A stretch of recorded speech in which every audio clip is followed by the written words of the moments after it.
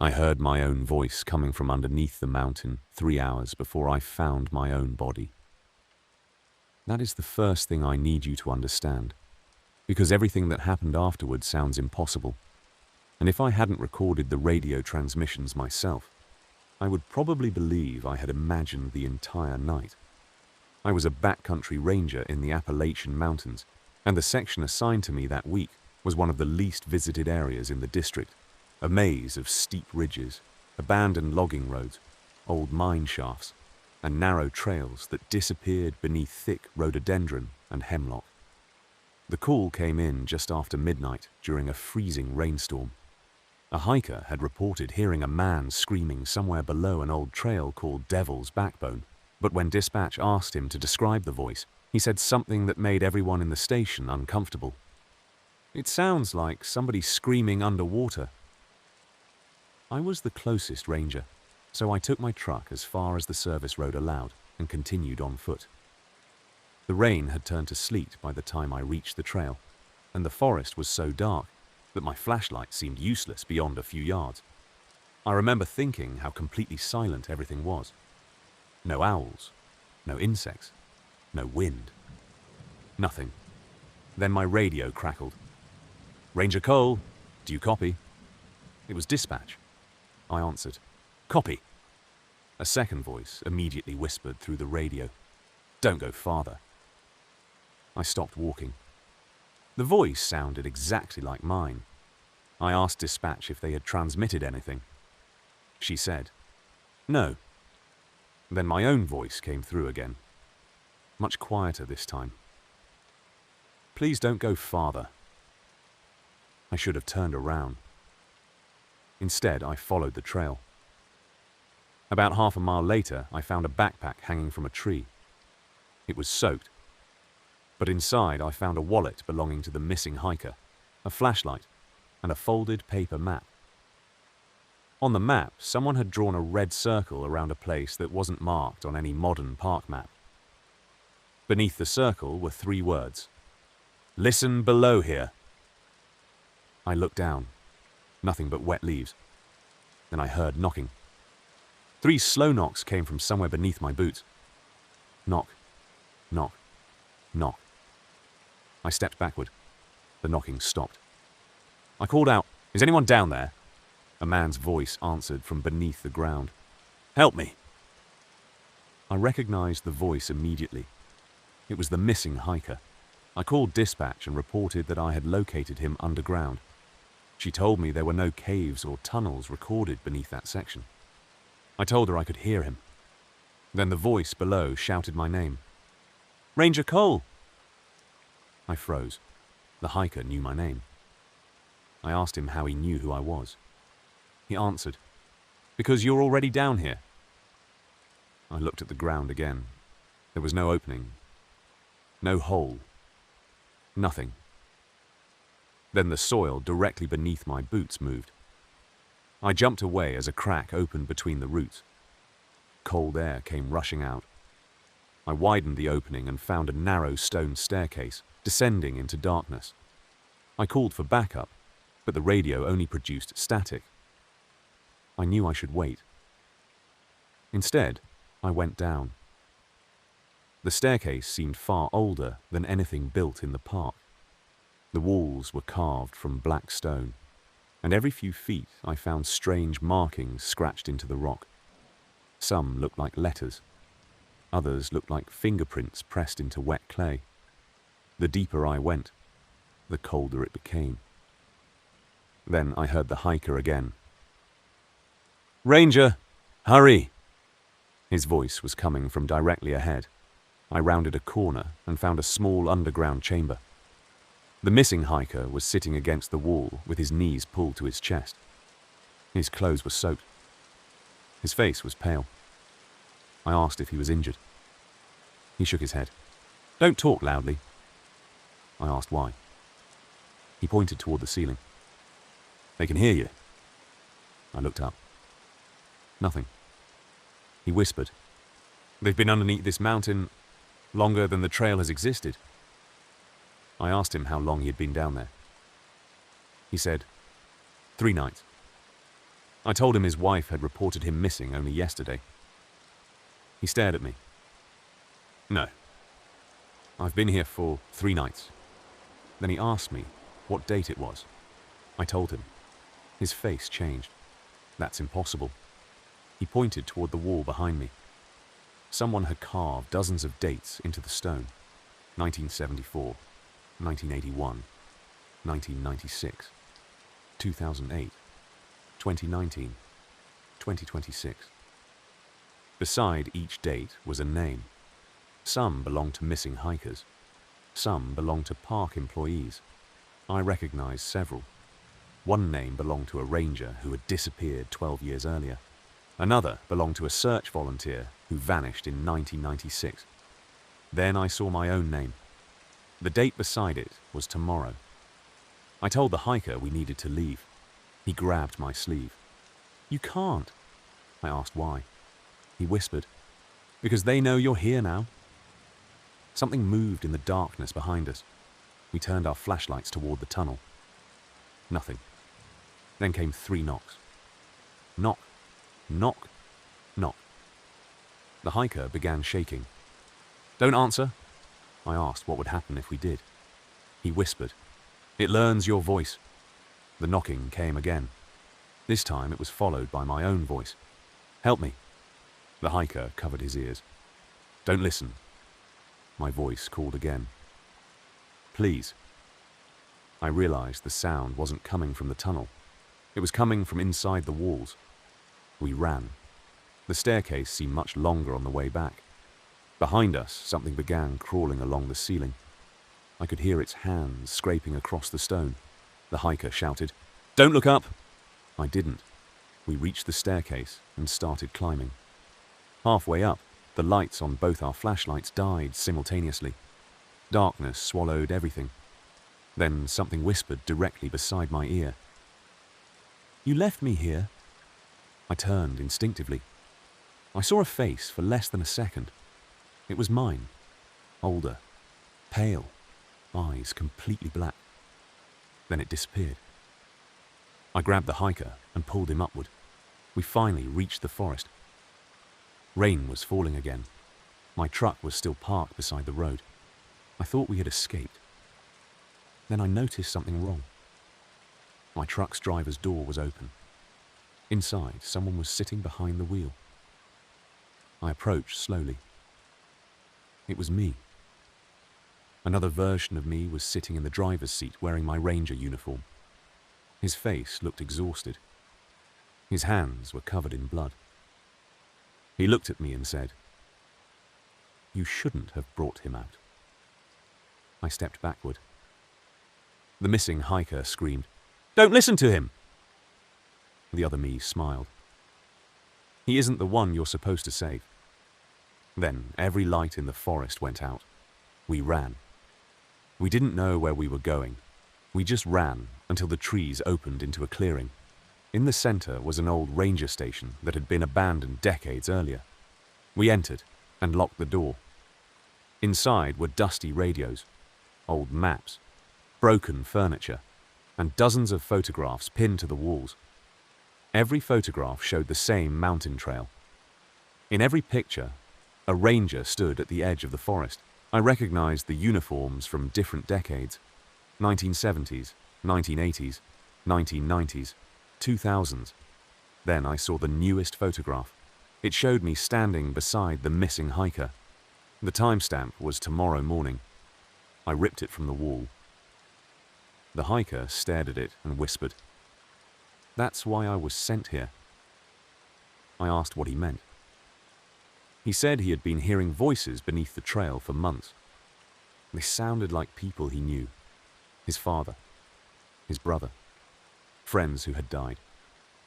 Then one night he heard his own voice calling from the forest. He followed it. That's how he ended up underground. I asked what the thing beneath the mountain wanted. He looked at me. A ranger! The old radio on the desk suddenly activated. My supervisor's voice came through. Cole, get out of there. I grabbed the microphone. Where are you? He replied. At the station. I looked around. Which station? Silence. Then he whispered, "The one behind you." I turned. There was another ranger station visible through the window. It had not been there seconds earlier. Inside stood my supervisor. He was waving at us. The missing hiker whispered, "That's not him." My supervisor smiled.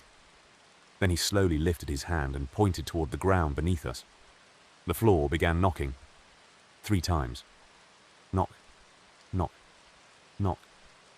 The hiker backed away. "They're coming!" The floorboards cracked. Something pushed upward from beneath them. I grabbed the hiker and ran toward the door. It opened before I touched it. Outside stood dozens of people. Missing hikers, rangers, hunters, all pale, all completely silent. At the front stood the older version of me. He looked at me and said, "You have to choose." I asked what he meant. He pointed toward the missing hiker. "Him or you?" I refused. The older me smiled sadly. That's what I said too. Then the people behind him began moving toward us. We ran back into the forest. The hiker suddenly stopped. I grabbed him. "Keep moving!" He shook his head. "I can't." I asked why. He pointed at his feet. His boots were gone.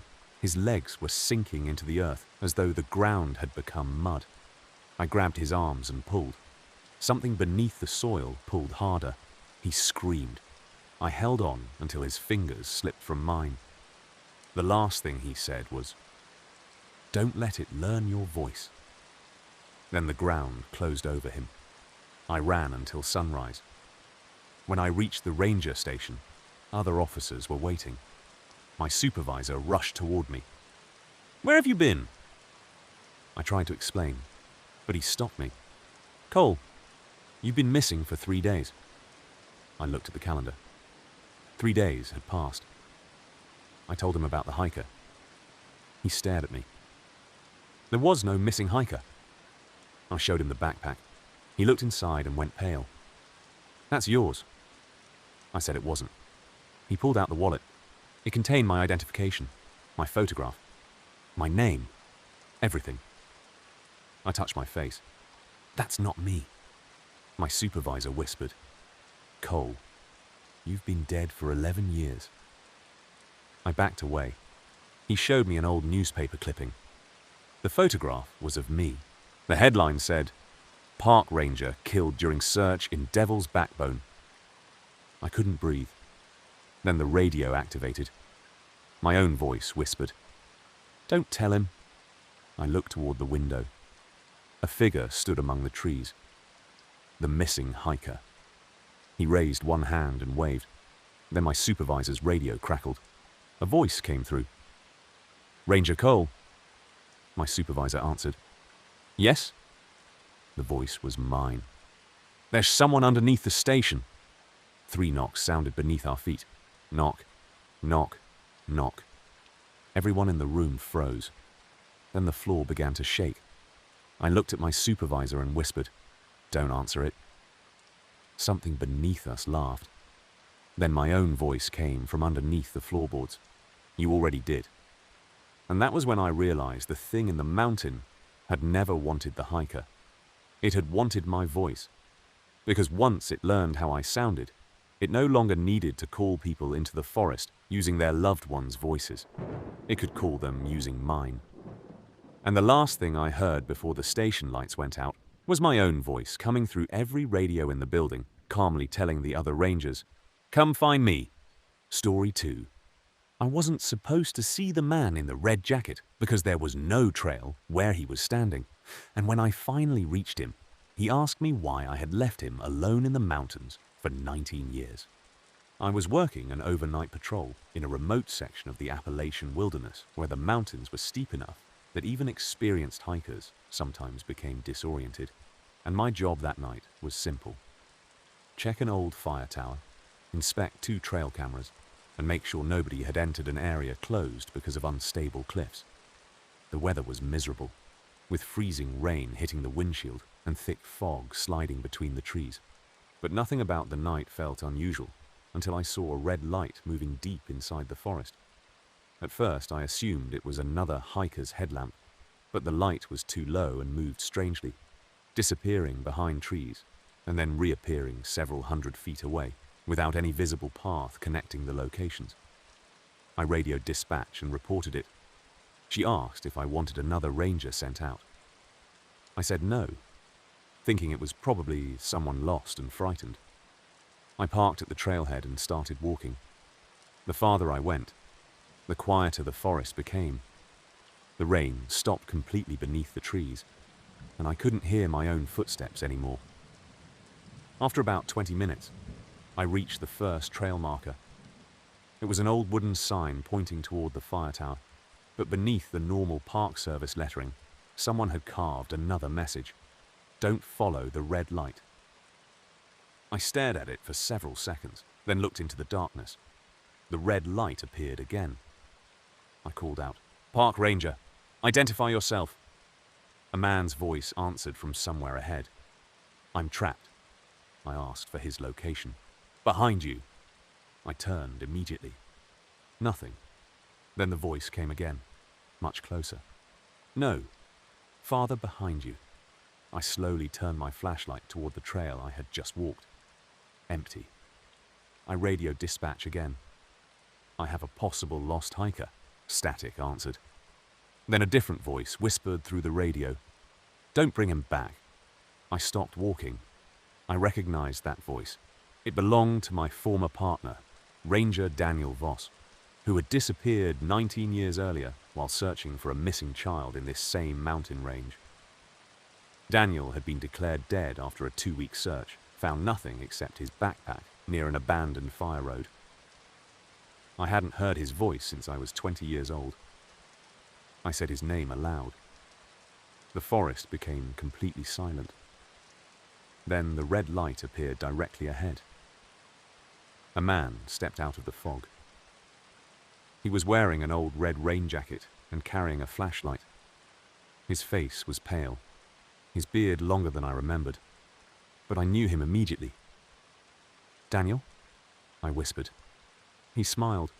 "You finally came." I couldn't move. I asked where he'd been.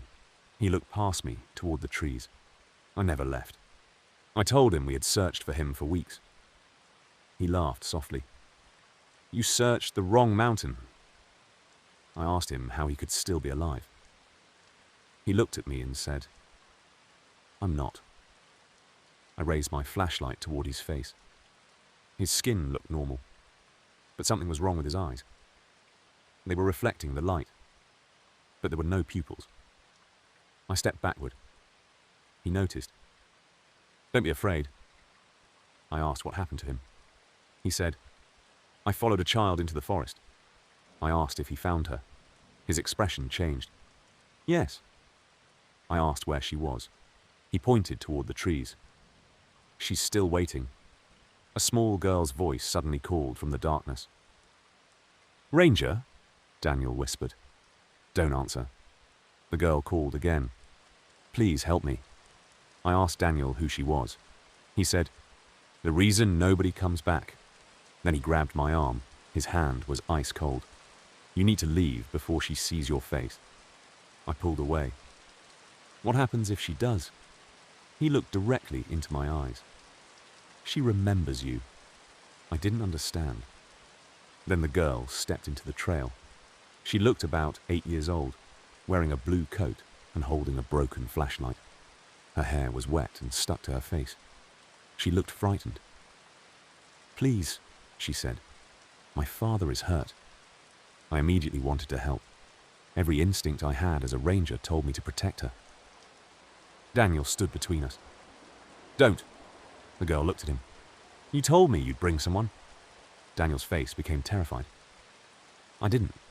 She smiled. "You did." Then she looked at me. "He promised." I asked Daniel what she meant. He whispered, "I made the mistake you're about to make." The girl began walking away. "Come on." I followed despite Daniel's warning. The trail became narrower, eventually turning into a path that wasn't shown on my GPS. We passed trees marked with old names and dates. Some names belonged to missing hikers. Others were names I recognized from ranger reports. Then I saw Daniel's name carved into a tree. Beside it was a date from 19 years ago. Underneath was today's date. I asked Daniel why the current date was written there. He didn't answer. The girl stopped beside a large rock and pointed downward. "He's under there." I moved the leaves aside and found a backpack. It belonged to Daniel. He stared at it. "That's impossible." Inside were old supplies, a broken radio, and a notebook. I opened it. The first page was dated 19 years earlier. The last page was dated today. The handwriting was Daniel's.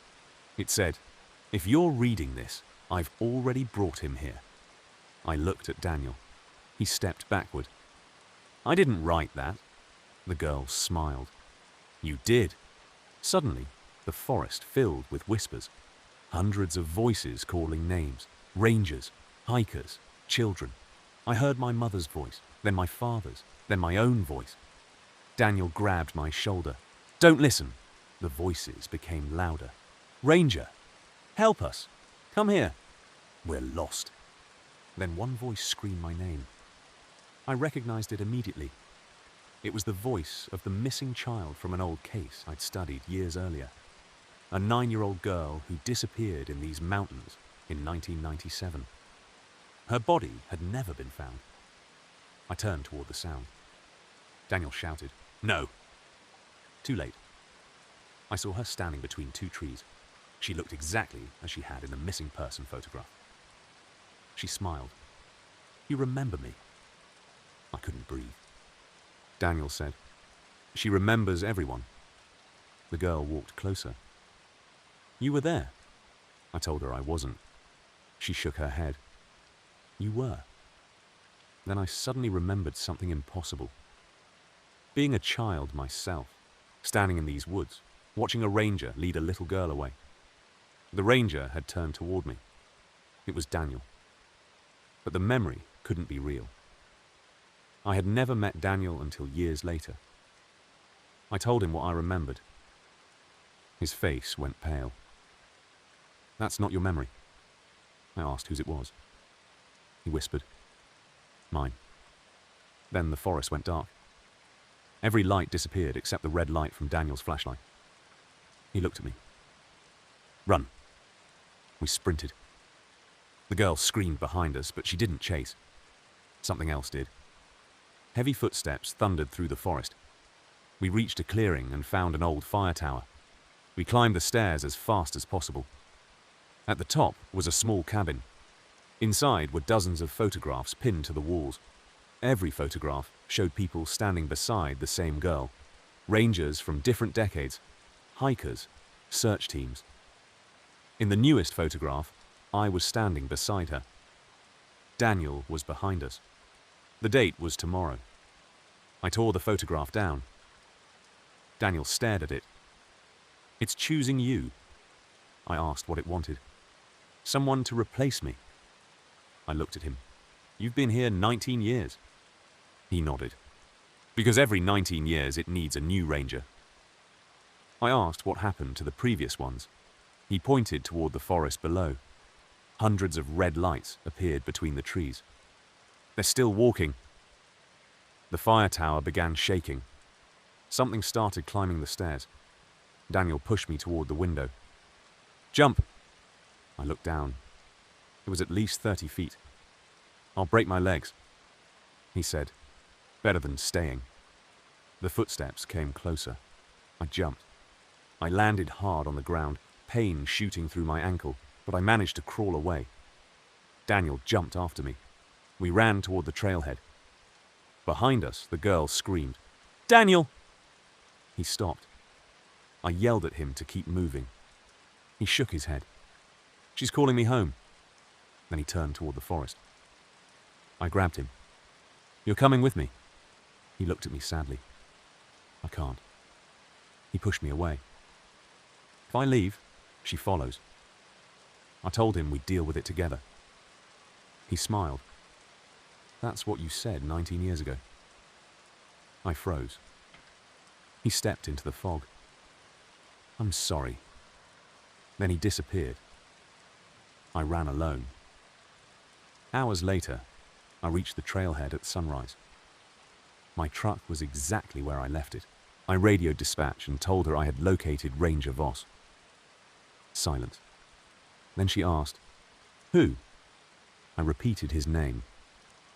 She said, "Ranger Voss died 19 years ago."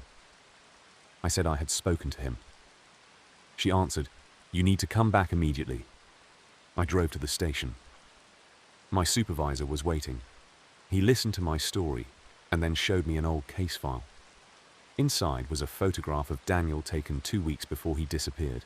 He was wearing the same red jacket. Then my supervisor showed me another photograph taken yesterday by a trail camera. It showed me standing in the forest beside Daniel. I stared at the image. "Yesterday?" He nodded. "You were never reported missing." I asked why the camera had captured us if I had only entered the trail last night. He didn't answer. Instead, he turned the photograph over. On the back, someone had written, "He brought the new one." I felt sick. I asked who had written it. My supervisor said, "The handwriting belongs to Daniel." That evening, I went home and locked every door.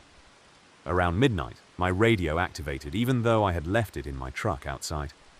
Daniel's voice whispered, "You need to listen carefully." I grabbed the radio. "Where are you?"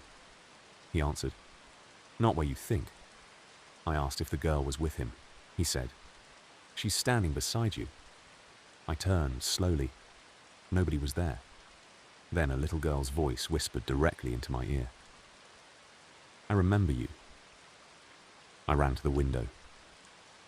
Outside, across the road, a red light was glowing between the trees. Daniel stood beneath it.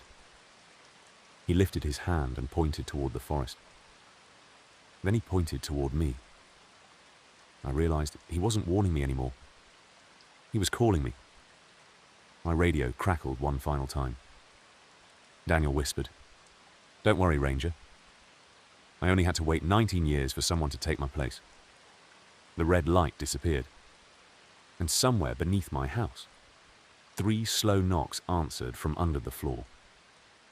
Story 3. I first noticed the extra mile on a map, but by the time I realized what it meant, the trail had already learned my name. I had been working as a backcountry ranger in the Appalachian Mountains for almost 9 years, and I knew every marked trail in my district well enough to walk most of them in complete darkness. But there was one route I avoided whenever possible, an old mountain trail locals called Widow's Run. Officially, it was only 7.4 miles from the trailhead to the abandoned fire tower. Yet over the previous month, several hikers had reported that their GPS devices showed strange distances, 8 miles, then 9, sometimes more than 12, before suddenly placing them back at the trailhead. Most of the hikers assumed their phones were malfunctioning, but one man disappeared. His name was Caleb Morris. He entered Widow's Run on a Tuesday morning and never returned. Search teams found his backpack 3 days later beside a tree, nearly 10 miles beyond the official end of the trail. The problem was that there was no trail there. When I was assigned to investigate, I thought it would be another routine search. But at 4:37 p.m., as I walked alone through the forest, my GPS suddenly changed from 5.8 miles to 6.9. I stopped. The trail marker ahead clearly showed that I had only traveled about half a mile since the last marker. I checked the GPS again. 6.9. Then 7.4. Then 8.1. The number kept increasing even though I wasn't moving. I radioed my partner, Mason, who was waiting at the trailhead. "Mason, my GPS is malfunctioning," he answered. "What's it showing?" I told him. He was silent for several seconds. Then he said, "Cole, come back." I asked why. He whispered, "Your tracker just moved." I looked at my GPS. I was still standing in the same place.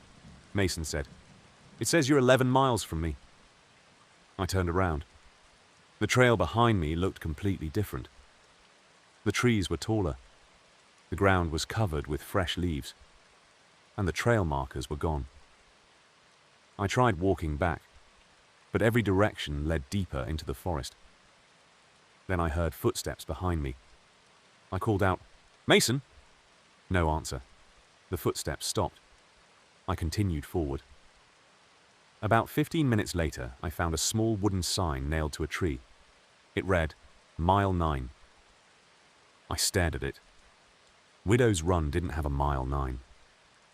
Underneath the number, someone had carved a sentence. 1 more mile. I radioed Mason again. Static answered.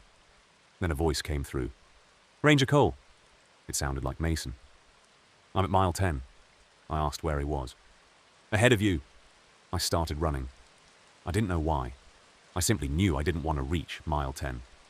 But the trail kept stretching. Trees blurred past me. Another sign appeared. Mile 10. Beneath it, 1 more mile. Then I heard a scream. Mason's scream. It came from somewhere ahead. I ran toward it and found his flashlight lying in the mud. His radio was beside it. I picked it up. "Mason." His voice answered immediately. "Don't find me." I asked where he was. He whispered, "I'm behind you." I turned. Mason was standing 30 feet away. His clothes were soaked. His face was pale. I asked him how he had gotten there. He said, "I never left the trailhead." I looked at the radio in my hand. Mason's voice came through it again. "Don't trust him." I looked at the Mason standing in front of me. He smiled. "You heard that too." I raised my weapon. "Who are you?" He answered, "The ranger who walked the extra miles." Then he turned and disappeared into the trees. I chased him. I don't know why. Maybe because I needed answers. Maybe because I was already too far gone. The trail marker ahead read Mile 11. Then Mile 12. Every mile the forest became darker. Eventually I reached an old campsite. A fire was burning despite the rain. Around it sat 6 people. All of them were hikers. All of them looked terrified. I recognized Caleb Morris among them. He looked exactly like the photograph from his missing person report. I called his name. He stood immediately. "You found us?" I asked how long they'd been there. He said, 3 days. I told him he had been missing for 11 days. He shook his head. "No, we arrived this morning." I asked what they had been doing. He pointed toward the trail. "Walking." One of the other hikers whispered, "Every night it adds another mile." I asked what happened when they reached the end. Caleb looked at me. Nobody reaches the end. Then the fire suddenly went out. Every person around it disappeared except Caleb. He whispered, "You're next." Something moved behind him. I raised my flashlight. A tall figure stood among the trees. It wore an old ranger uniform. Its face was hidden beneath a hood. It pointed toward the trail. Caleb whispered, "Go." I asked who it was. He said, "The first ranger." Then the figure called my name. I didn't answer. It called again. "Cole." The voice was mine. I stepped backward. Caleb grabbed my arm. "Don't let it hear you speak." We ran. The trail became impossibly steep. I could barely breathe. Behind us, the figure followed. It never ran. It simply walked. Yet every time I looked back, it was closer. Mile 13, Mile 14, Mile 15. The numbers continued. My GPS stopped working completely. Then I saw something ahead that made me stop. A wooden cabin. Smoke came from its chimney. Caleb whispered, "That's the last mile." I asked what was inside. He said, "Everyone who didn't make it out." We entered. The cabin was filled with old ranger uniforms. Hundreds of them. Each uniform had a name badge. I walked past them slowly. Some belonged to rangers who had disappeared decades ago. Then I found one with my name. My badge was already attached. Beneath my name was a date. Tomorrow. Caleb grabbed me.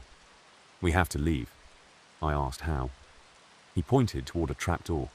We opened it and found stairs descending into darkness. "That's not an exit," I said. Caleb whispered, "It is if the trail lets you." We went down. The tunnel beneath the cabin was enormous. The walls were covered with maps. Every map showed Widow's Run, but every map had a different length. 7.4 miles, 12 miles, 23 miles, 41 miles. One map showed the trail extending across the entire Appalachian range. At the end was a single word: home. Then I heard Mason's voice.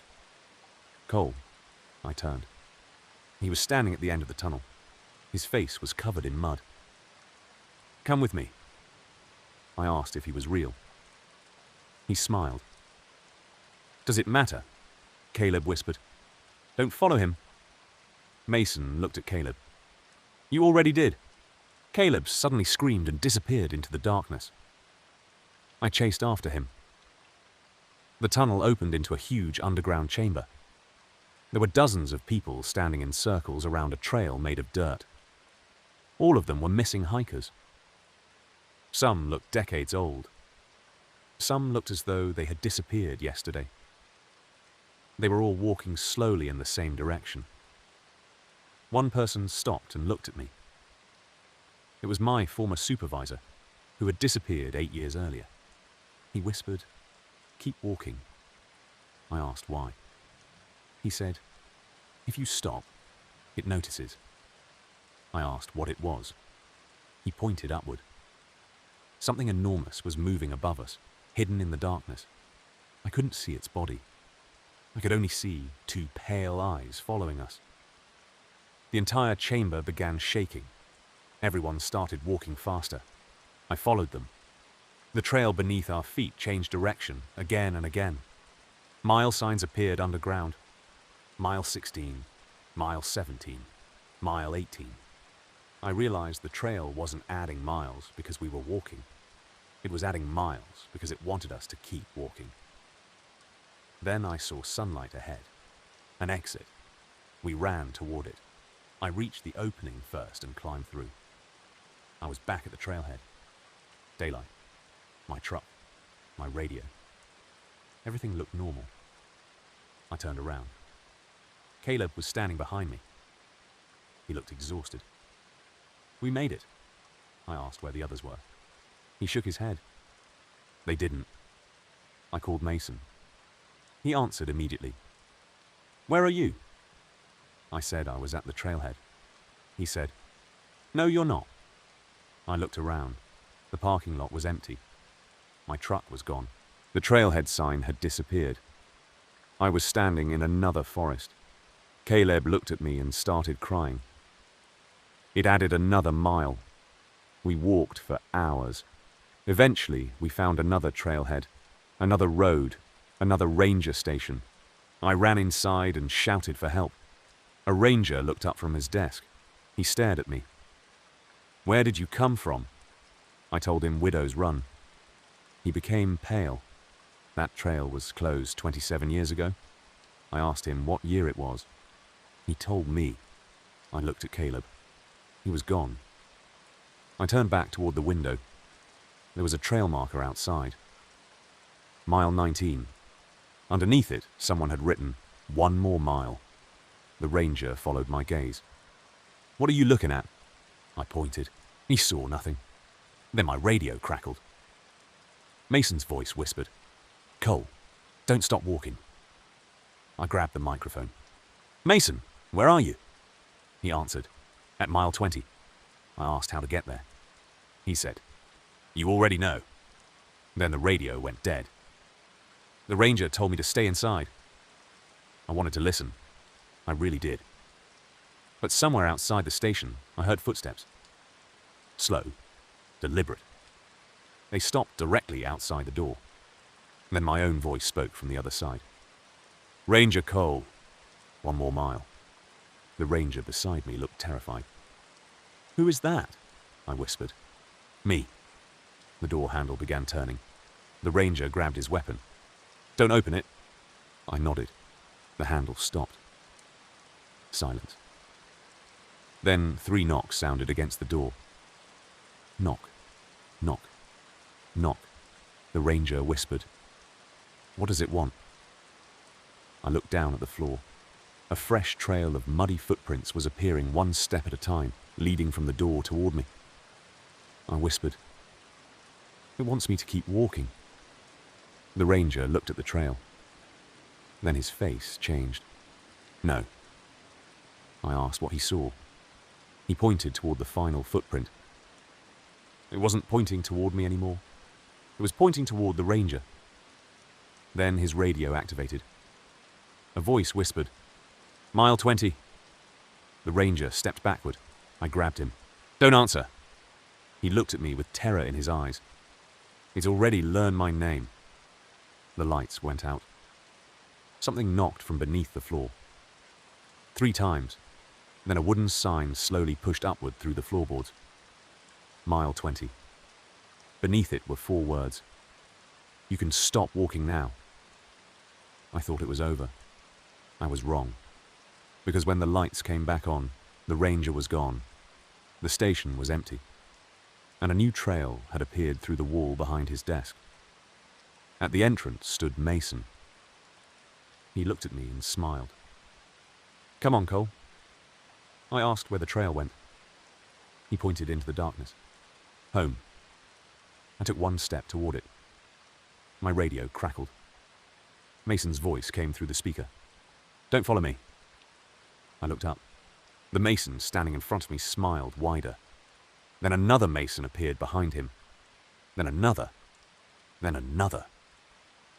Dozens of them filled the trail, all wearing the same uniform, all staring at me. And from somewhere far down the impossible trail, something enormous whispered my name. I ran. Not toward the exit. Not toward the station. I ran deeper into the mountains. Because after 19 miles, I finally understood what the trail had been doing all along. It wasn't trying to keep me lost. It was trying to take me somewhere. And as I crossed the next trail marker, I saw the number carved into the wood. Mile 20. Then beneath it, in fresh letters still dripping with something dark, were the words that made me realize I might never see daylight again. This is where the trail begins. Story 4. The first thing I heard was my truck starting 3 miles away, and the second thing I heard was myself screaming for help from inside it. I had been a backcountry ranger in the Appalachian Mountains for nearly 11 years, and by then I had learned that the forest could make almost any sound you could imagine.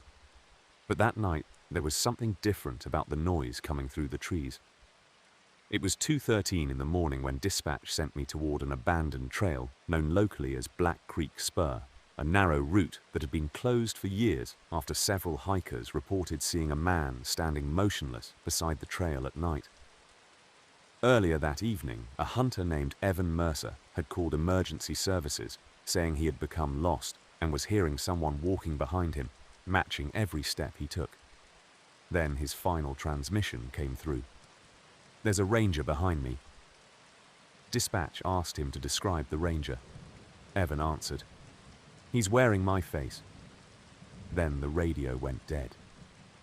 I was the closest ranger, so I drove to the trailhead, grabbed my flashlight and radio, and started into the forest. The rain had stopped, but water continued dripping from the branches, creating a constant tapping sound around me. About 20 minutes into the hike, I heard footsteps behind me. I stopped. They stopped. I walked.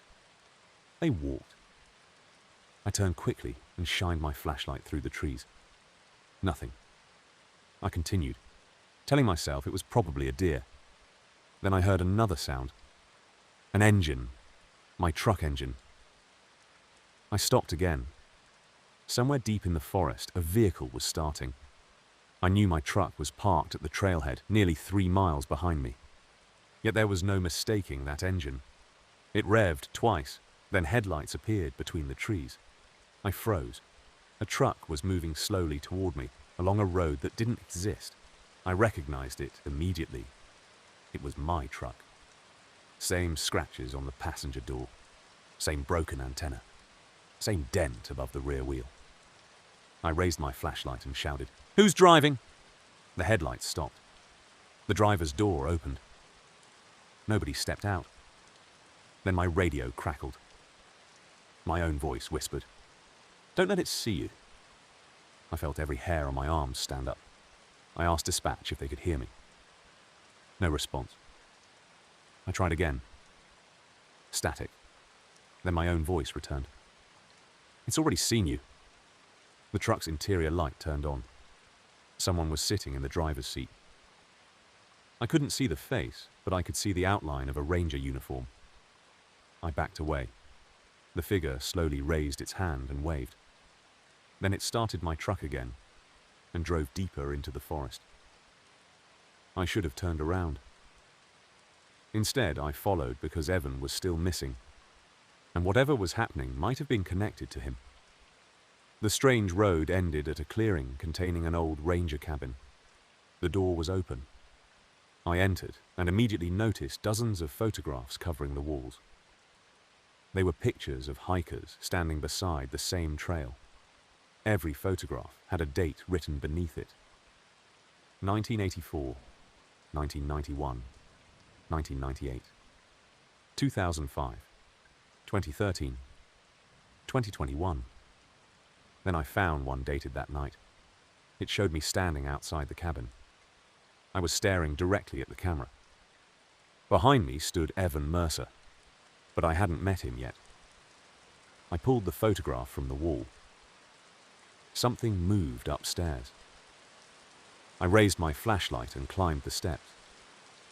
At the top was a narrow hallway with 3 doors. Behind the first door came breathing. Behind the second came crying. Behind the third came my own voice saying, "Help me." I opened the third door. Inside was my truck. Not a miniature model. My actual truck. It was sitting inside a room that should have been far too small to contain it. The driver's door was open. Blood covered the steering wheel. My ranger badge lay on the seat. Then someone spoke from the back seat. "You took too long." I turned.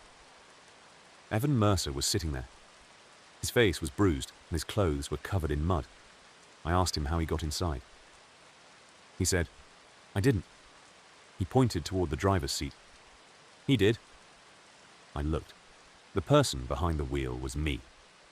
Not a reflection, not a photograph. Me. Wearing the same clothes I was wearing. Blood covered his hands. He slowly turned his head toward me and smiled.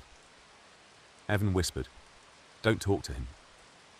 My other self opened the truck door and stepped out. He looked exactly like me, except his eyes were completely black. He said, "You shouldn't have brought him here." I asked what he was. He smiled. "I'm what happens when you stay too long." Then the cabin lights went out. Evan grabbed my arm. We ran downstairs. The front door was gone. Where it had been was a solid wall covered in photographs. Every photograph showed me standing somewhere in the forest. In one, I was sleeping beside a fire. In another, I was walking alone. In another, I was standing beside my own grave. Evan started shaking. "We need to find the creek." I asked why. He said, "Because that's where the others went." We broke through a window and escaped into the forest. Behind us came the sound of the cabin door opening, then footsteps. Slow. Calm.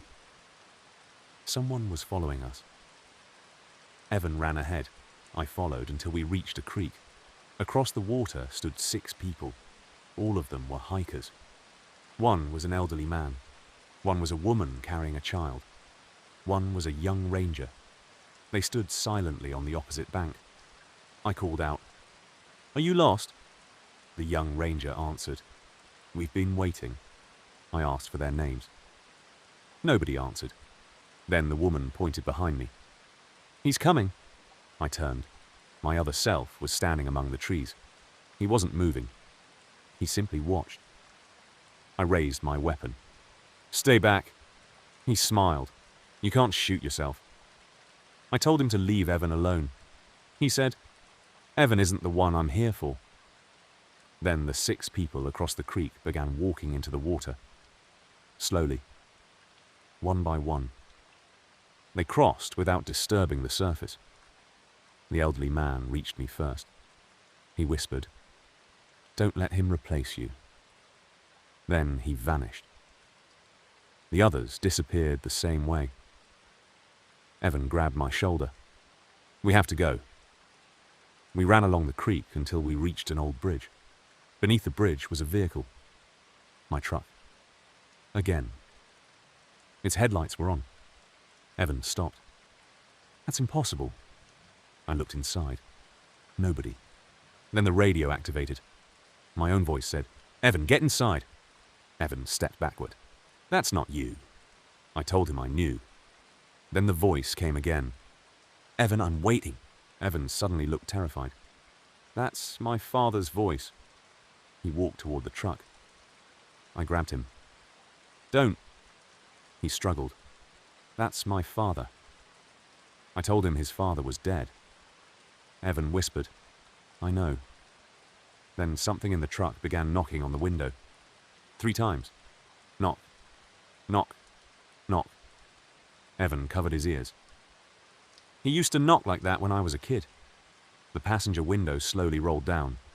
A man's face appeared. Evan's father. He looked exactly as he had before his death. "Son," he whispered, "come home." Evan started crying. I pulled him away. The face changed. First his father, then my mother, then my supervisor, then me. The thing screamed and the truck suddenly disappeared. We ran until dawn. When sunlight finally reached the forest, we found the official trail again. A search team was waiting near the trailhead. My supervisor ran toward us. "Where have you been?" I told him about the cabin, the truck, the duplicate, everything. He stared at me like I was insane. Then he asked, "Where's Evan?" I turned around. Evan was gone. I looked at the trail. Empty.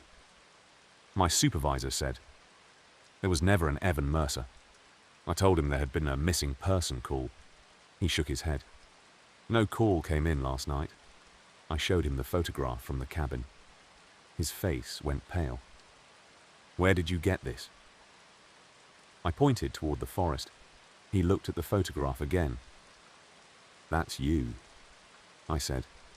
"I know." He turned it over. Written on the back was a date from 11 years earlier. The date I first became a ranger. Beneath it were 3 words. He was chosen. I asked what it meant. My supervisor didn't answer. Instead, he told everyone to leave the trailhead. Then he pulled me aside. "Listen carefully. 22 years ago, a ranger disappeared on Black Creek Spur. Searchers found his truck 3 miles inside the forest. The truck was locked. His body was never found. I asked his name. My supervisor looked at me. Your name. I laughed because I thought he was joking. He wasn't. He showed me the old report. Same name, same photograph, same badge number, same face. That's impossible, I whispered. He said, we thought so too. Then my radio crackled. Everyone nearby heard it. My own voice came through. They're lying to you. I grabbed the radio. Who are you? My voice answered. The one who came back. Then the station lights flickered. My supervisor whispered, don't answer. The radio spoke again. You don't remember the first night, do you? I froze. Suddenly memories began flooding back. I remembered arriving at the park 11 years earlier. I remembered meeting my supervisor. I remembered receiving my uniform, but something was missing. I couldn't remember where I had lived before becoming a ranger. I couldn't remember my family. I couldn't remember graduating. I couldn't remember anything before that first day. My supervisor saw the realization on my face. "Now you understand." I asked him what I was. He whispered, "We don't know." Then something outside the station started the engine of my truck. Everyone turned toward the window. My truck was parked outside. I had left the keys in my pocket. The engine revved. The headlights turned on. The driver's door opened. My other self stepped out. He looked through the station window directly at me. Then he raised one finger to his lips. Silence. The radio crackled. My voice whispered, "Don't let him know you're awake." My supervisor looked at me. "Who was that?" I whispered. "Me." The truck began driving toward the forest. Then every ranger in the station received the same radio transmission at once. "Ranger Cole is missing." My supervisor looked at me. "You're standing right here." The radio answered, "Not anymore." I looked down. My boots were covered in mud. Fresh mud. And there were footprints leading from the station door toward the forest. They were mine. I hadn't walked anywhere. The footprints continued outside. My supervisor followed them to the window. They ended beside my truck. He turned around slowly. "Cole?" I didn't answer. He looked at me. I was still standing there. Then he looked outside again. A second version of me was standing beside the truck. It raised its hand and waved. My supervisor whispered, "How many of you are there?" I looked toward the forest. Between the trees, another figure appeared. Then another. Then another. Dozens of ranger silhouettes stood beneath the darkness, all wearing my uniform, all holding flashlights, all watching the station. Then my radio came alive one final time. My own voice whispered, "Don't worry, we're not coming inside." A pause. "We're waiting for you to come back outside." And behind me, from the locked basement beneath the ranger station, came 3 slow knocks. Knock, knock, knock. Everyone turned toward the floor. I whispered, "Whatever happens, don't open that door." My supervisor asked, "Why?" I stared at the basement door. From the other side came my own voice, barely audible. "Because that's where I was buried." Story 5. The call came from a ranger who had been dead for 6 years, and he only said 4 words before the radio went silent. "Don't let them see you." I was working alone on a late autumn patrol in the Appalachian backcountry when dispatch received an emergency transmission from somewhere beyond an abandoned section of trail called Raven's Hollow. The signal was weak, distorted by the mountains, but the voice was unmistakable to the older rangers at the station. It belonged to Daniel Mercer, a park ranger who had disappeared during a winter search 6 years earlier. His body had never been recovered. I had never met him, but I had heard the stories.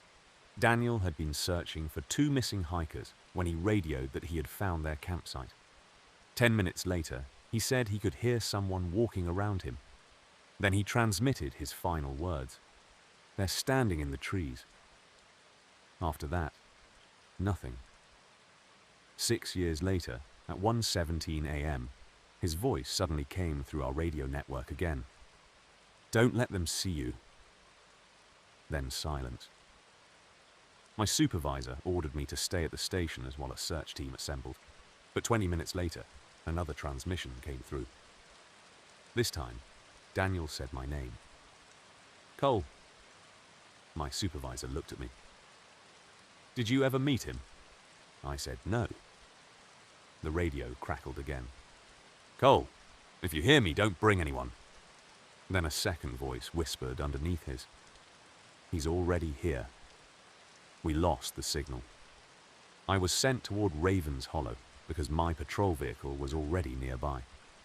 The forest was covered in fog, and the moon was barely visible through the clouds. I walked for nearly 40 minutes before reaching the old trail. There were no footprints, no animals, nothing. Then I saw something hanging from a tree, a ranger badge. I picked it up. The name engraved on it was Daniel Mercer. It was freezing cold, almost painfully cold against my fingers. Then someone whispered behind me, "You found it." I turned. A man stood 20 feet away, old ranger uniform, wet hair, pale face. I knew immediately who he was. "Daniel," he nodded. I asked how he was alive. He said, "I'm not." I raised my flashlight toward him. The beam passed through his body and illuminated the trees behind him. He smiled. "You shouldn't have come alone." I asked what happened 6 years ago. He looked deeper into the forest. "I saw them." I asked who. He answered, "People who aren't people." Then he pointed behind me. "And now, they see you." I turned. At first I saw nothing. Then one figure appeared between two trees. Then another. Then another. They were standing perfectly still, all of them facing me. Daniel whispered, "Don't look directly at them." I asked why. "Because they'll know which one is you." I didn't understand, but I lowered my flashlight. The figures remained motionless. Then one of them took a step forward. Daniel grabbed my shoulder. "Run!" We sprinted down the trail. The figures followed. They didn't make footsteps. They simply appeared closer every time I looked back. We reached an abandoned ranger cabin and slammed the door behind us. Daniel stood in the corner. I asked why the things outside were following us. He said, "They don't follow people." I asked what they followed. He looked at me. "Voices." The radio on my belt suddenly activated. My supervisor's voice came through. "Cole, respond." I reached for it. Daniel shouted, "Don't!" I stopped. The voice came again. "Cole, where are you?" Daniel whispered. "That's not him." The radio crackled. "Cole, open the door." Then my supervisor's voice became distorted. "Cole, please." Daniel shook his head. "They're learning." I asked what they were learning. He said, "How we sound." Outside the cabin, someone began knocking. 3 times. Knock, knock, knock. Then my mother's voice said, "Open the door, sweetheart." I froze. My mother had been dead for years. Daniel looked at me. "Don't answer." The voice came again. "It's cold out here." I covered my ears. Another voice joined it. My father's. Then my brother's. Then my own. All of them calling my name. The walls of the cabin began vibrating. Daniel whispered, "They're trying every voice you trust." I asked how he survived 6 years. He laughed quietly. I didn't. Then he pointed toward the floor. Beneath the cabin was a trapdoor. We opened it and found a narrow tunnel descending into darkness. Daniel said, "That's where they keep the ones who answer." We climbed down. The tunnel walls were covered with names. Thousands of them. Some were decades old. Rangers, hikers, hunters, children. Beside every name was a single word, heard. Daniel's name was there too. I asked what the word meant. He said, "They heard us." We continued deeper until we reached a chamber filled with old radios. Hundreds of them. Every radio was transmitting at once. Different voices. Different years. Different names. Then I heard my own voice from one of the radios. "Help me." I walked toward it. Daniel grabbed me. "Don't listen." I asked why it sounded exactly like me. He said, "Because it is you." I stared at him. He explained that the creatures didn't simply copy voices. They copied memories. Once they hear you speak, they know everything you remember. I asked how to stop them. Daniel said, "You don't." Then every radio suddenly went silent. A figure appeared at the far end of the chamber. It looked like me. Same uniform, same face, same scar above the eyebrow. It smiled. "You came back?" I asked what it meant. It answered in my voice. "You always do." Daniel stepped between us. "Don't listen to him." The copy looked at Daniel and smiled. "He still thinks he's alive." Daniel's expression changed. The copy pointed toward him. "Ask him what happened 6 years ago." I turned toward Daniel. He looked frightened. "Don't." The copy continued. "Ask him who opened the door." I asked Daniel what happened. He whispered, "I did." The chamber lights flickered. The radios all activated simultaneously. Every speaker played the sound of a door opening, then screaming. Daniel covered his ears. I thought they were hikers. I asked what he meant. He said the missing hikers had sounded terrified. They called for help. He opened the cabin door. They weren't hikers. The copy smiled. They were hungry. Suddenly, the chamber shook. Something enormous moved behind the walls. Daniel grabbed me. "We have to leave." We ran back through the tunnel. Behind us came hundreds of voices screaming my name. We reached the cabin. The trapdoor slammed shut behind us. Outside, the forest was silent. Too silent. Daniel looked through the window. "They're gone." I asked if that was good. He shook his head. "No. It means they're inside." Something breathed behind us. We turned. Nothing. Then the cabin door slowly opened. A figure stood outside. My supervisor. He looked terrified. "Cole, get out!" I moved toward him. Daniel shouted, "Don't!" My supervisor smiled. His face changed. First, my supervisor, then Daniel, then me, then a dozen other faces. I fired my weapon. The figure disappeared. The cabin windows shattered simultaneously. Black shapes rushed through the openings. Daniel pushed me toward the back door. "Run!" We escaped into the forest. The figures followed. But this time, they were speaking with my voice. "Help me." "Wait." "Don't leave me." "I'm injured." Every sentence sounded exactly like me. I ran faster. Daniel stayed beside me. Then he suddenly stopped. I grabbed his arm. "Come on." He shook his head. "I can't cross the creek." I looked down. A narrow stream ran between us and the trail. Daniel stood on the opposite side. "Why?" He pointed toward the water. "They can't cross running water." I stepped across. Daniel stayed behind. I shouted for him to follow. He smiled sadly. "I've been dead 6 years, Cole. This is as far as I go."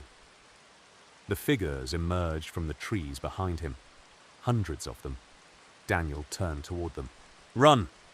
I ran. I didn't look back. I reached my truck just before sunrise and drove directly to the station. My supervisor was waiting. He looked relieved. "Where's Daniel?" I told him he was dead. He stared at me. "Cole, Daniel Mercer died 6 years ago." I said I knew. "Then who were you talking to?" I didn't answer. He looked at the ranger badge in my hand. "Where did you get that?" I told him. He took it from me and turned it over. On the back was a message carved into the metal. "You brought him home." I asked who. My supervisor's face went pale. "Whoever gave you that badge." Then the station radio activated. Daniel's voice came through. "Cole." I reached for the microphone. My supervisor stopped me. "Don't answer." The voice continued. "I'm outside." We looked toward the station windows. Nothing. Then another voice came through. Mine. "I'm outside too." My supervisor looked at me. "You're standing right here."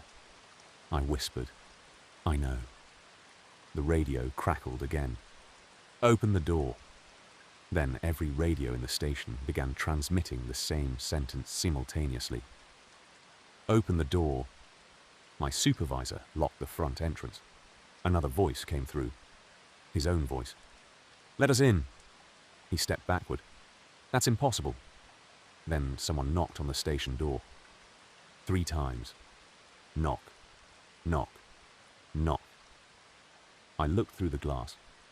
Daniel was standing outside. Beside him was my mother. Beside her was my father.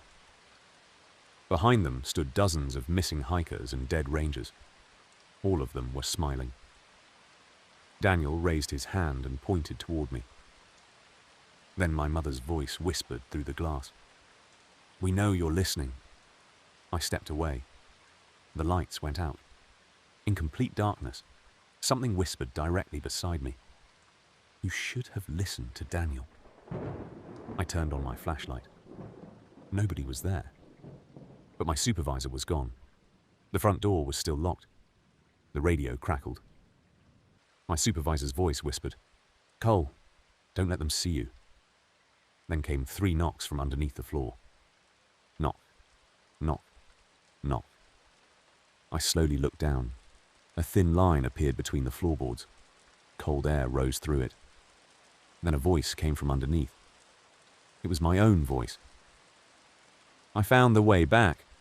The floor began opening, and before I could move, my radio transmitted one final message from Daniel Mercer. I'm sorry, Cole. They don't need the forest anymore. Then every radio in the station spoke at once. They found the door. Story 6. I was 3 hours into a night search when my partner called me from a trail that had been destroyed by a landslide 20 years earlier. And the worst part was that he sounded terrified because he was supposed to be standing beside me. I remember checking my watch when the call came through. 1:06 a.m. We were searching for a missing backpacker named Aaron Bell, a 26-year-old experienced hiker who had entered a remote section of the Appalachian wilderness that afternoon and never returned. His girlfriend had received one final text from him just before sunset. Someone is walking behind me, but every time I turn around, the trail is empty. Then his phone stopped responding. My partner, Ranger Mason, and I had been searching different sides of the mountain for nearly 3 hours when his voice suddenly came through my radio. Cole, I found him. I immediately asked where he was. Mason replied, Old Raven Trail. I stopped walking. Mason, you're on the North Ridge, he said. No, I'm on Raven Trail. I looked at my GPS. Mason's tracker showed him less than 40 yards behind me. I turned around. He wasn't there. I called his name. No answer.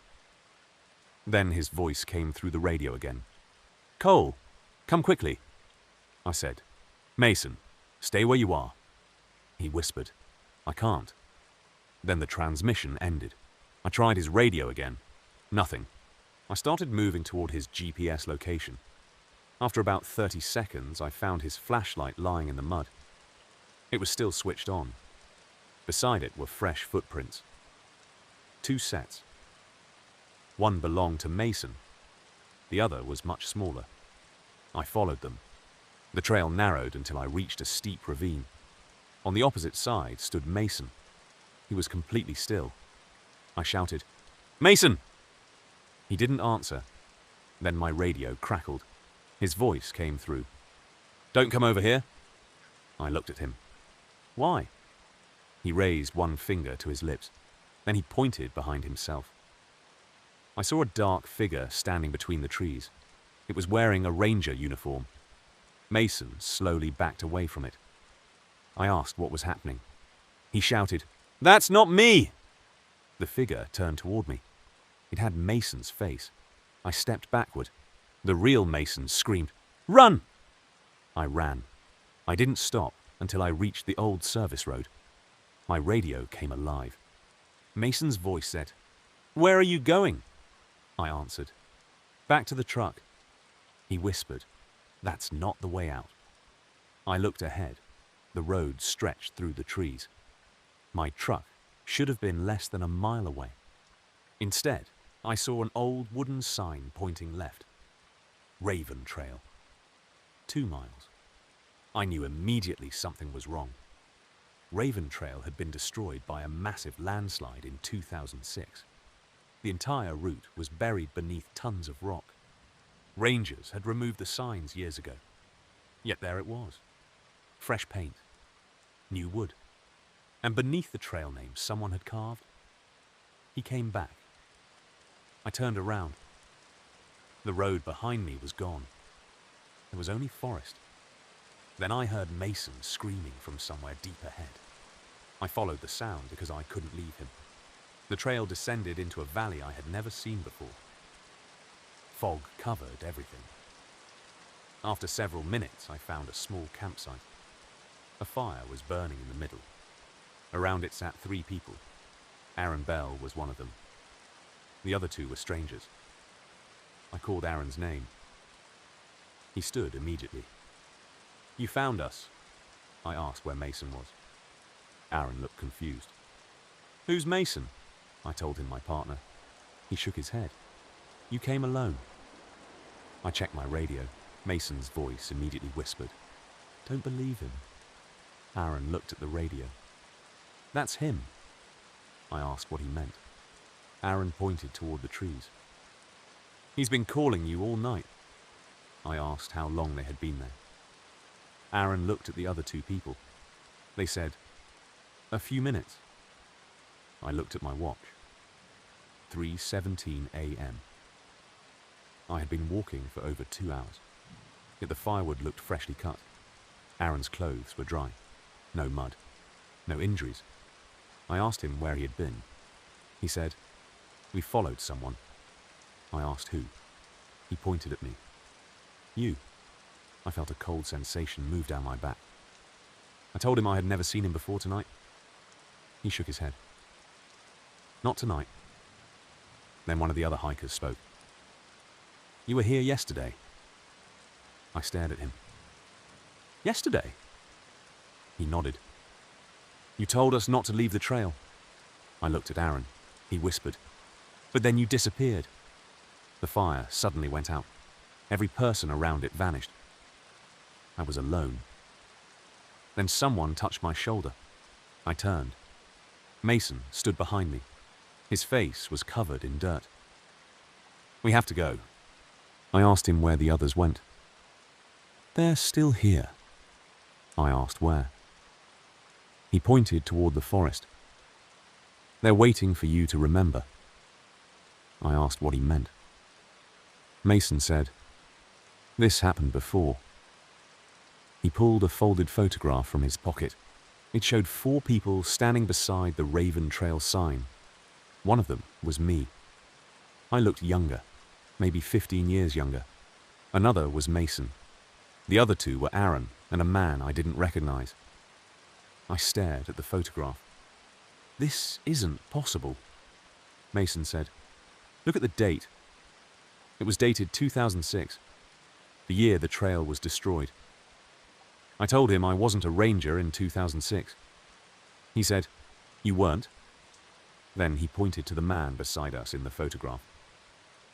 "That's who you were." I looked closer. The man's face was mine. But beneath the photograph, someone had written a name I didn't recognize. Elias Cole. I asked Mason who Elias was. He said, "The ranger who disappeared when the landslide happened." I laughed nervously. "That isn't me." Mason stared at me. "Then why does your badge number match his?" I checked my badge. The number was identical. I felt sick. Before I could speak, we heard footsteps behind us. Mason grabbed my arm. "Don't turn around." The footsteps stopped. A voice whispered, "Cole." It was my own voice. Mason said, "Keep walking." We moved through the forest without looking back.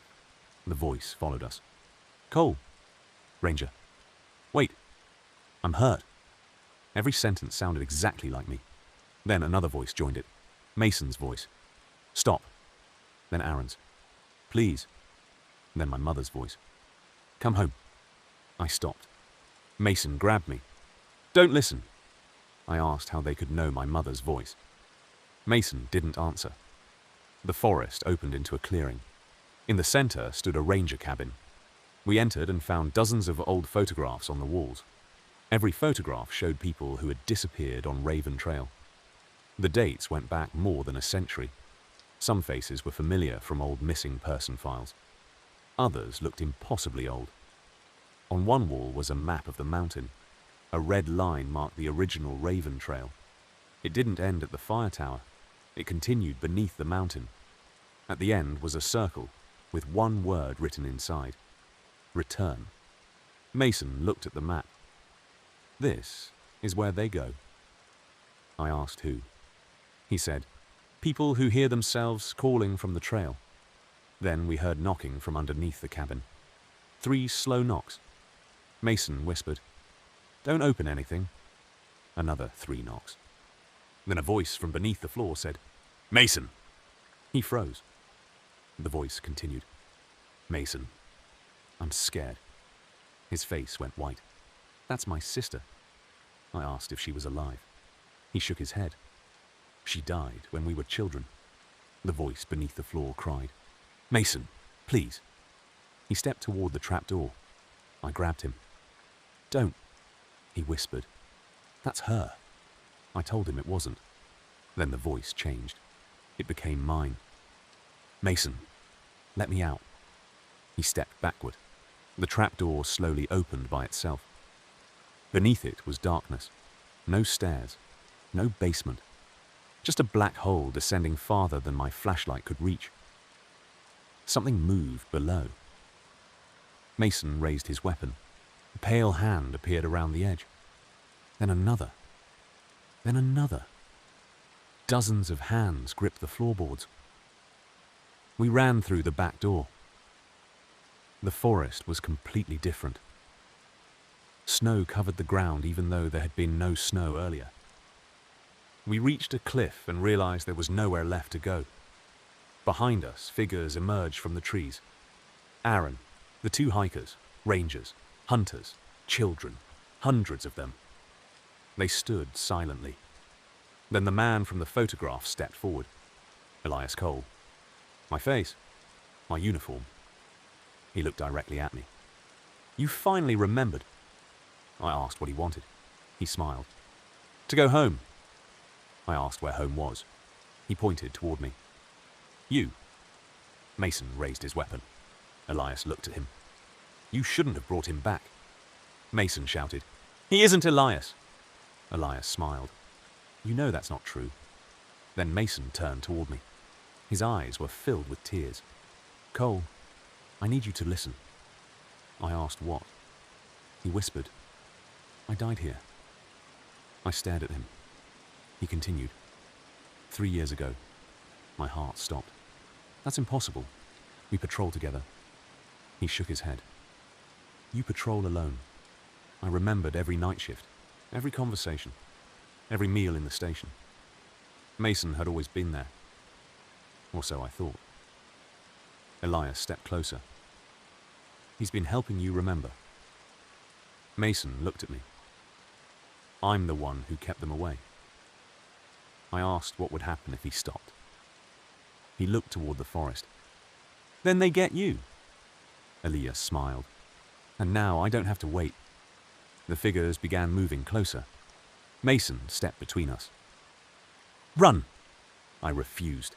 He shouted, Run! I ran. Behind me I heard Mason screaming. Then silence. I reached the trailhead just before sunrise. My truck was there. I jumped inside and drove straight to the ranger station. When I arrived, the station was empty. I called dispatch. A woman answered. Park Service Dispatch. I said, This is Ranger Cole. She paused. Which Ranger Cole? I gave my name. Silence. Then she asked, Are you at Raven District? I said yes. She whispered, That station was closed in 2007. I looked around. The walls were covered in dust. The desks were abandoned. A calendar on the wall was dated 2006. I walked toward the evidence room. Inside was a box labeled Raven Trail Incident. I opened it. The first file contained a photograph of 4 missing people: Aaron Bell, 2 unknown hikers, and Elias Cole. My name. The final report said all 4 disappeared during a landslide in October 2006. Then I found another photograph. It showed Mason standing beside the group. Underneath it was a handwritten note. Search Ranger also missing. I dropped the photograph. Mason had disappeared in 2006 too. I suddenly remembered. The fire. The trail. The landslide. We had been searching for Aaron. We had heard voices beneath the mountain. We followed them. Then the ground collapsed. I remembered Mason pushing me away from the falling rocks. I remembered him shouting, "Run!" Then nothing. 20 years of memories that never happened flooded through me. I had never become a ranger. I had never left the mountain. I had been walking the same trail since 2006. The station radio activated. Mason's voice whispered, "Cole." I picked it up. "Where are you?" He answered, "Behind you." I slowly turned. Mason was standing in the doorway. He looked exactly as he had the night we disappeared. He smiled sadly. "You remembered?" I asked if I was dead. He said, "Not exactly." I asked what that meant. He pointed toward the window. Outside, dozens of people stood in the forest. Aaron, Elias, the missing hikers, every ranger who had disappeared on Raven Trail. "Some of us are dead," Mason whispered. "Some of us are waiting." I asked which one I was.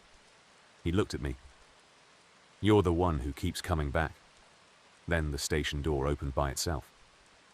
Cold fog poured inside. From the forest came my own voice. "Cole!" Mason stepped backward. "Don't answer." The voice came closer. "Cole!" Then another voice joined it. "Ranger Cole." Then another. "Come home." Mason grabbed my arm. "If you hear 3 knocks, run." I asked why. He didn't answer. 3 knocks sounded beneath the floor. Knock, knock, knock. The station shook. The windows cracked. Mason looked terrified. "They're here." The floor split open. Darkness appeared beneath us. I grabbed Mason's hand. "We're leaving together." He smiled. "You already tried that." Then his hand slipped from mine. He fell into the darkness. I reached for him, but he disappeared. The hole closed. Silence returned. I stood alone in the abandoned station. Then my radio crackled. Mason's voice whispered, "Don't come looking for me." I asked where he was. He answered, "Under the trail." Then I heard another voice beneath him. Mine. "He's lying." I looked down. 3 fresh footprints appeared on the dusty floor. They led from the trapdoor toward me. Then a 4th footprint appeared. Then a 5th. Hundreds of invisible footsteps began forming around me. I grabbed my flashlight and ran outside. The forest was bright with morning sunlight now. Birds were singing. Everything looked normal. I reached the road. A parked vehicle approached. I waved it down. The driver stopped. A young ranger stepped out. He looked at me and smiled. "Are you lost?" I almost cried from relief. I told him I was a ranger. He looked at my uniform. "What's your name?" I answered. His smile disappeared. He stepped backward. "That's impossible." I asked why. He pointed to my badge. The name had changed. It no longer said Cole. It said Elias. Beneath it was a date, 2006. Then the young ranger whispered, "You're the ranger from the Raven Trail disappearance." I looked toward the mountains. The old trail sign stood between the trees. It hadn't been there seconds earlier. Under the words Raven Trail was a new message carved into the wood. "Mason is waiting." I turned toward the young ranger. "Can you see that?" He shook his head. "See what?" I looked back. The sign was gone. The young ranger suddenly raised his radio. "Dispatch, I found someone on the road," a voice answered. "Who?" He looked at me. "A ranger." Dispatch asked. "Which one?" The young ranger read my badge aloud. There was a long silence. Then Dispatch whispered, "Tell him not to follow the voice." I looked at the young ranger. "What voice?" Before he could answer, my radio activated. Mason's voice whispered from inside it. "Cole." I lifted the radio slowly. "I'm here," Mason answered. "I know." A pause. Then 3 knocks came through the speaker. Knock. Knock. Knock. And beneath those knocks, barely audible, I heard dozens of people whispering the same sentence. "The trail is open again." The young ranger stared at me. "What did you hear?" I looked toward the mountains. Through the trees, I could see a red light moving deeper into the forest. "Nothing," I whispered. Then I realized something that made my blood run cold. The red light wasn't moving away from me.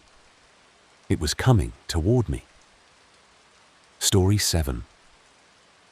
I found the boots first, still warm, standing perfectly upright in the middle of the trail with no person inside them. And when I radioed for backup, Dispatch asked me the one question that made my blood turn cold. "Are you sure those aren't your boots?"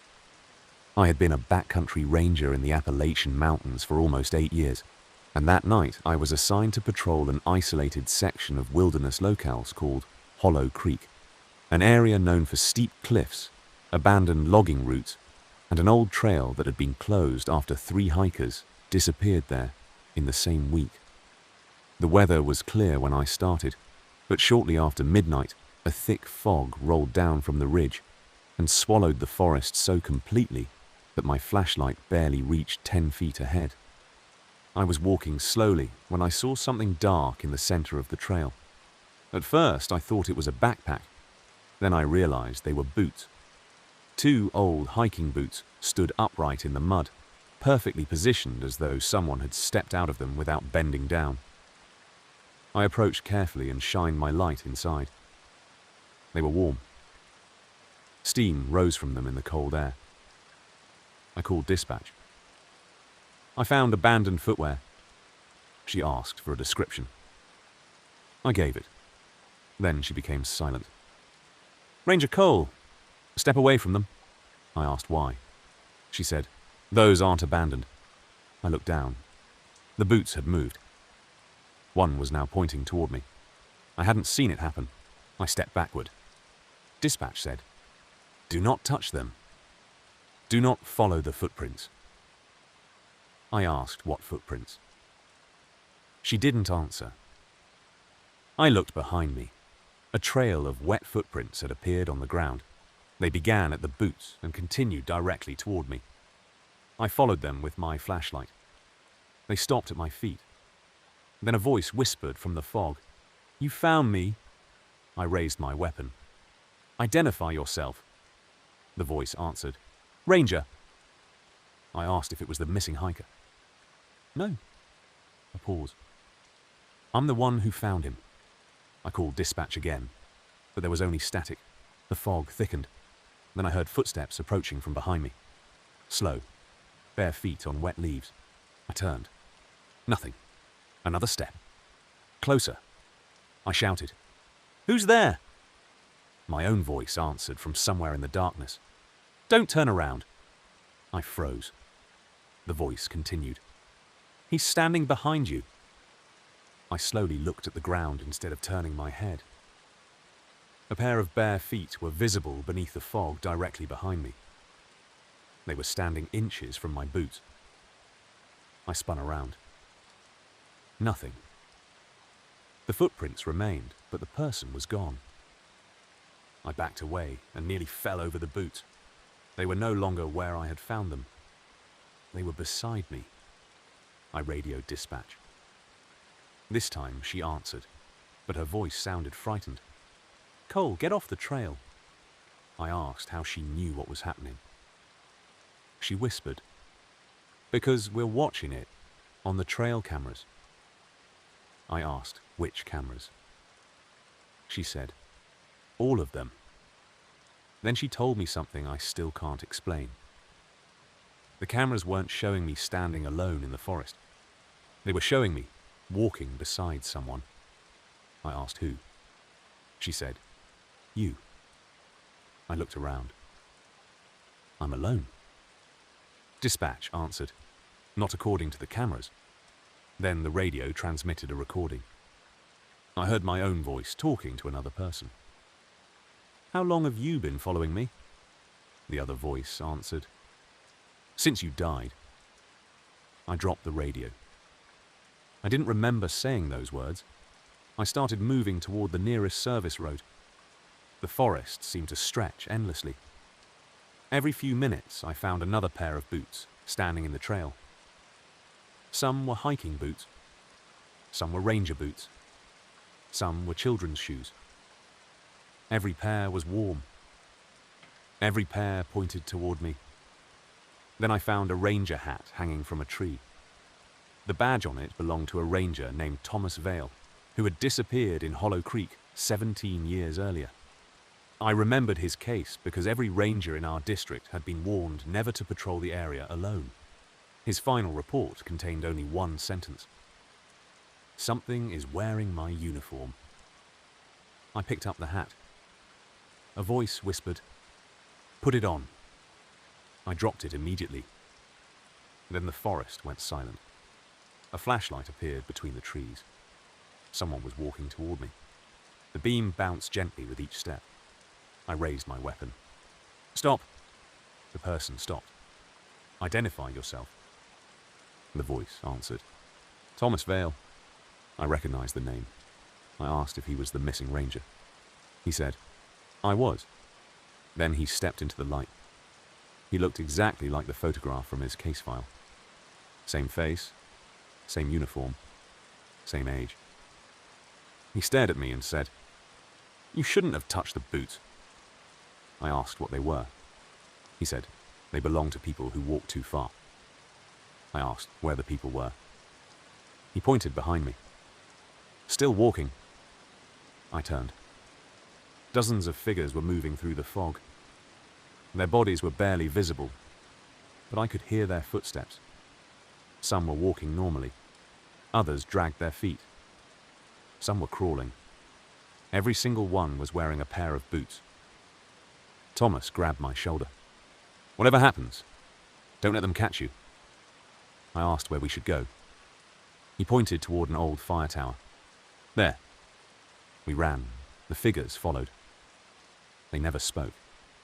They didn't need to. Their footsteps became louder and louder. We reached the fire tower and climbed the stairs. Thomas locked the door behind us. Inside the tower cabin were dozens of old maps and ranger reports.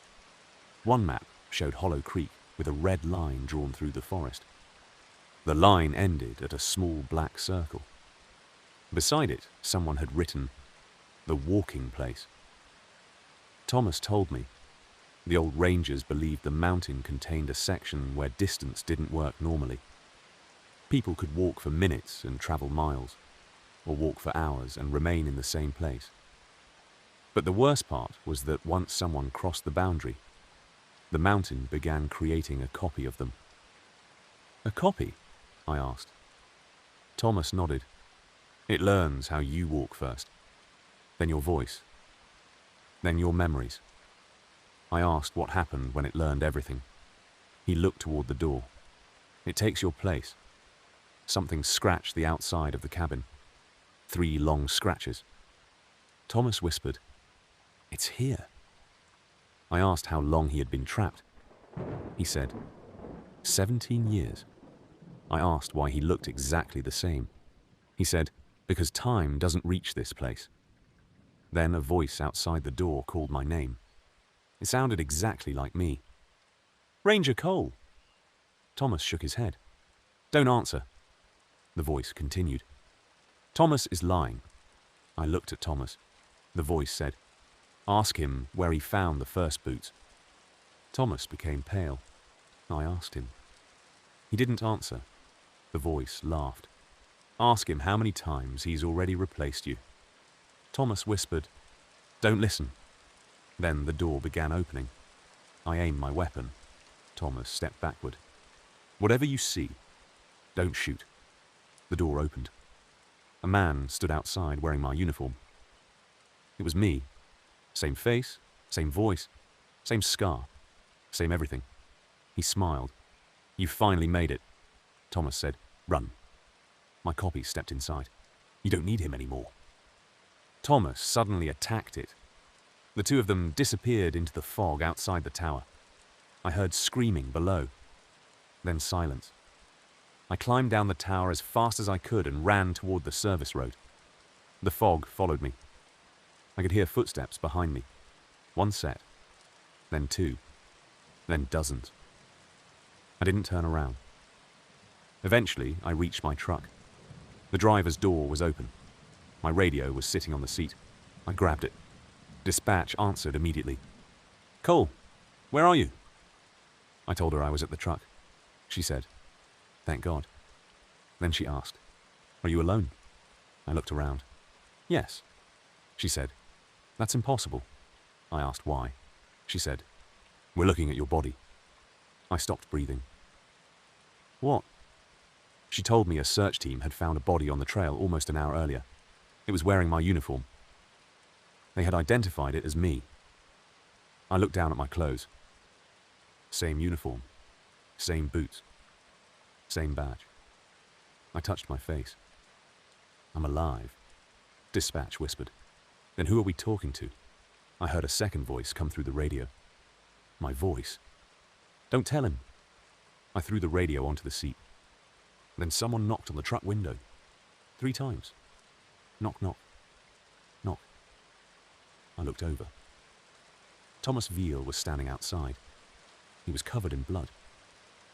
He leaned toward the glass and whispered, Don't start the engine. I asked why. He pointed toward the passenger seat. Someone was sitting there. I hadn't seen him before. It was my copy. He smiled. Go ahead. Thomas shook his head desperately. I reached for the door handle. My copy grabbed my wrist. His hand was freezing. You've been running for hours, he whispered. Let me drive. I pulled away and kicked the door open. I ran into the forest. Thomas followed me. We reached a small clearing where dozens of abandoned boots were arranged in a perfect circle. In the center stood an old wooden sign. It read, Walking place. Do not enter. Thomas stared at it. We're too late. I asked what he meant. He pointed toward the boot. Every pair slowly turned toward us. Then one pair stepped forward by itself. Then another. Then another. Thomas whispered, They're choosing. I asked who they were choosing. He looked at me. You. The boots began moving through the grass without feet inside them. They surrounded us. Thomas grabbed my arm. When I tell you to run, don't look back. The boots stopped. Then my copy walked into the clearing. Behind him were dozens of copies of me, everyone wearing a different version of my ranger uniform. Some looked older, some younger. One looked like me as a child. One looked like me as an old man. They all stared at me. My copy stepped forward. You think you're the original? I asked what he meant. He smiled. So did the others. Thomas whispered, Run. We ran. Behind us came the sound of hundreds of footsteps. We crossed the boundary of the forest just as sunrise began. Suddenly the fog vanished. The road appeared. My truck was parked where I had left it. Thomas was gone. The boots were gone. Everything was normal. I drove directly to the station. My supervisor met me at the door. He looked relieved. Where have you been? I told him everything. He listened quietly. Then he asked, Did you see Thomas Vale? I said yes. His face changed. Thomas Vale died 17 years ago. I told him I knew. He showed me a photograph from the old case file. Thomas was standing beside a trail marker. I stared at the picture. He was wearing the same uniform he had worn that night. Then I noticed something behind him. A pair of boots. Standing upright. I asked my supervisor if he'd ever noticed them. He shook his head. "What boots?" I pointed. He couldn't see them. I looked again. They were gone. That night I went home and tried to sleep. At 3:11 a.m., I woke to the sound of footsteps inside my house. Bare feet walking slowly across the hallway. I reached for my flashlight. The footsteps stopped outside my bedroom door. Then my own voice whispered from the other side. "You shouldn't have come back." I opened the door. The hallway was empty. But beside the front door stood my ranger boots. I hadn't left them there. They were wet. Mud covered the soles. I backed away. One boot slowly turned toward me, then the other. My radio, sitting on the kitchen table, activated by itself. Dispatcher's voice came through. "Ranger Cole, are you there?" I grabbed it. "Yes," she said. "We have another missing hiker." I asked where. She gave me the location. My blood went cold. Hollow Creek. I told her I wasn't going back. She said, "You don't have to." I asked why. Silence. Then she whispered, "He's already at your house." I looked toward the bedroom. A shadow was standing in the doorway. It was wearing my uniform. It stepped into the light. It was me. He smiled and said, "You forgot your boots." I looked down. My feet were bare. And from somewhere outside, my house came the sound of dozens of footsteps approaching through the darkness.